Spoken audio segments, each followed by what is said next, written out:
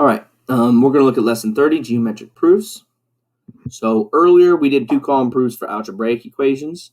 And what we did is we took each statement that we make and we prove it using an algebraic property. Now we're going to do two-column proofs, use the same kind of logical process, but we're going to prove geometric theorems and ideas.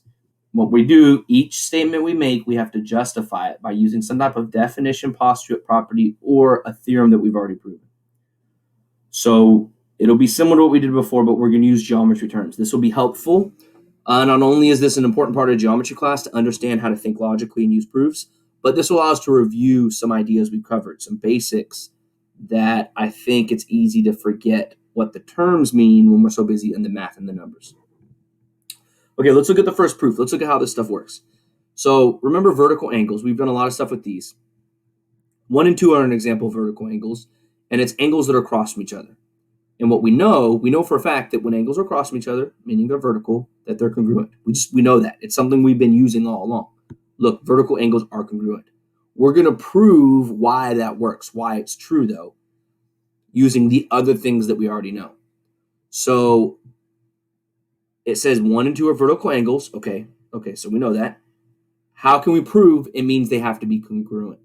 How can we prove that? So look at, out of nowhere, they say 1 plus 3 measurement. Also remember, an M in front means the measurement of 1. We don't necessarily know it, but we're saying whatever 1 is, whatever angle 1 is, and whatever angle 3 are, they will add up to 180 degrees. Look what we get. 1 and 3 make 180 degrees. Where does that come from? Remember, like second, third week of this class, we went over the idea that supplementary angles are angles that when added together equal 180 degrees, and what they'll look like, they'll make a straight line. So what happens, you see that 1 and 3 make a straight line, you can then say 1 and 3 have to equal 180. How do you know that? Because that's what it means to be supplementary. So that's why you can give the reason, definition of supplementary angles. That's what it means to be supplementary. We know that. Look what else we got. 2 and 3. What do 2 and 3 make? 180 degrees. How do we know that? Because they are supplementary. Look at this step now. Suddenly it says 1 plus 3 equals 2 plus 3.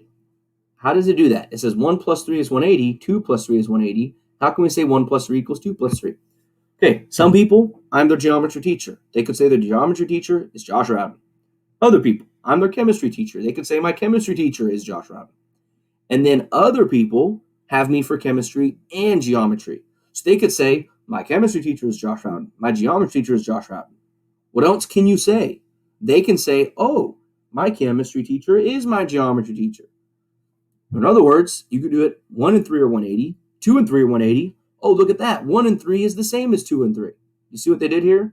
They took 2 and 3, 2 plus measurement of 2 plus measurement of 3, in place of the 180, because they're the same thing. So now the new equation, instead of saying 1 plus 3 equals 180, it's saying 1 plus 3 equals 2 plus 3. See that? Measurement of angle 1 plus measurement of angle 3 equals measurement of angle 2 plus measurement of angle 3. What is it called when you take something like this and you substitute it in the place of the 180? Substitution property.